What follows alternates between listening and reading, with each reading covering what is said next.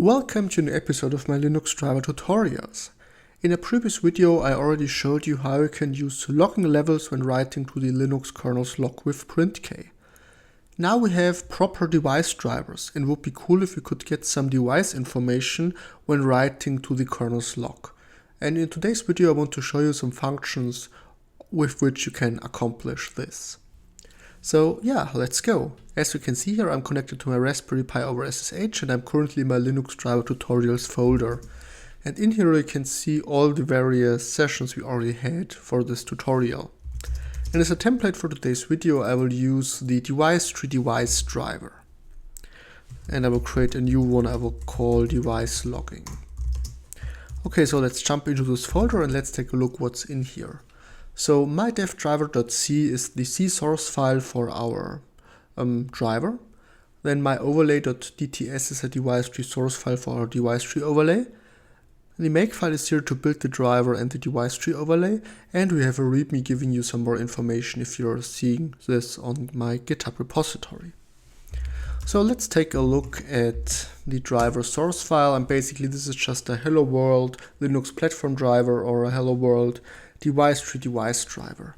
So basically we have to accomplish the following steps. The first thing we have to do is we have to name all the compatible devices. Then we have to implement a probe function, which is called when a compatible device is added to the system, and a remove function, which is called when a compatible device is removed from the system. Then we have to bundle all this information in a driver struct, and last but not least we have to register the driver at the operating system. This we can do either with platform driver register and platform driver unregister in the init and an exit function, or we can use the macro module platform driver to create this init and exit function for us. Okay, and now let's take a look how we are writing to the kernel's log in this sample driver. So here we are using prinfo to write one line to the kernel's log with the logging label info. Basically, this is a macro which gets substituted by this. So this is only a wrapper of printk with the correct logging information. But now I want to have some device information when writing to the Linux kernel's log, and therefore we have to use a different function. And this function is called devinfo. So info is again for the kernel or for the logging level. So there are other logging levels available, for example warn for a warning or error for an error, and so on and so forth. So basically all the logging levels I've shown you in a previous video are also available with the device logging functions. But the thing is,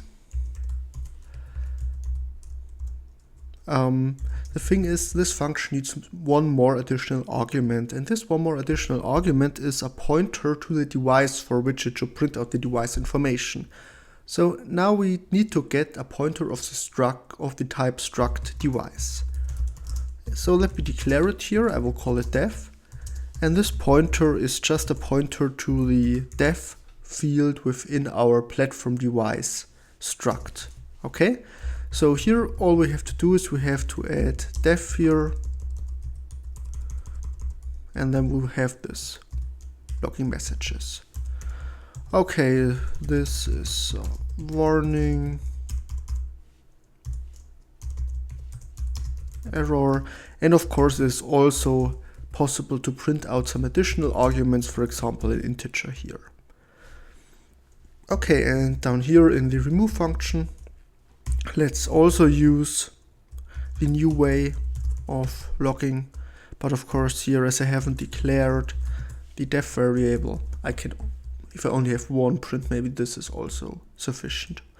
Okay, and that's basically all the changes we have to do here.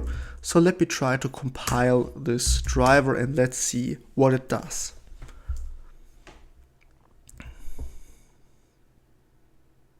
Okay, so now the driver is built and compiled, and in the last step the device tree is also compiled here.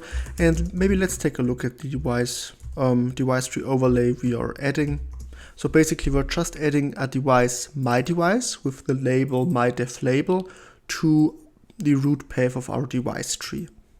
Okay, So now I would say I will spawn a second window here. Here I will follow the kernel's lock.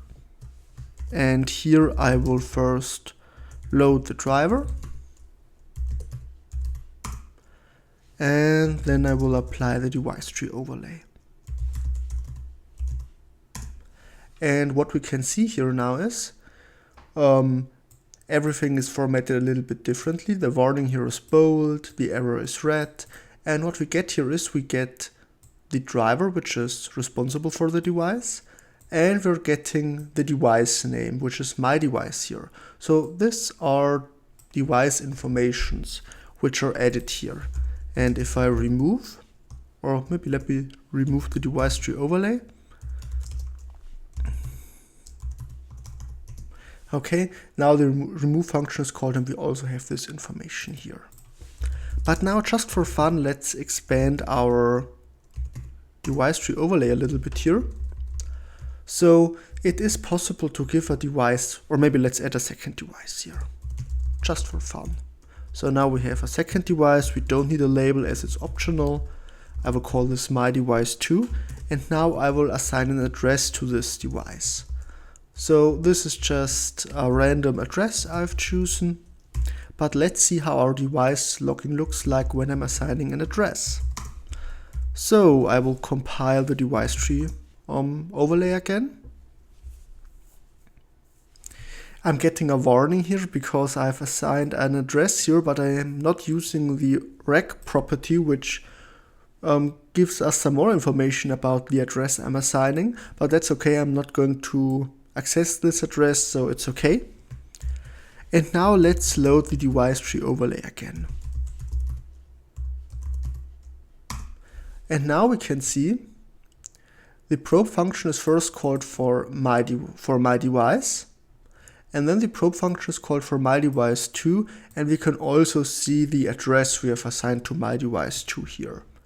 So yeah, using the def info or def error, def warning functions really gives us some more device information about, or it makes debugging easier, so we can directly see for which device, or which device triggers this write to the Linux kernel's lock. Okay, and last but not least, let's unload the overlay, and we can see the remove function is executed twice for both devices. Okay, so I guess that's it for today. I hope you've enjoyed the video and learned something. In case you want to support my work, you can buy me a coffee on buymeacoffee.com/for Linux. So thanks for watching and goodbye.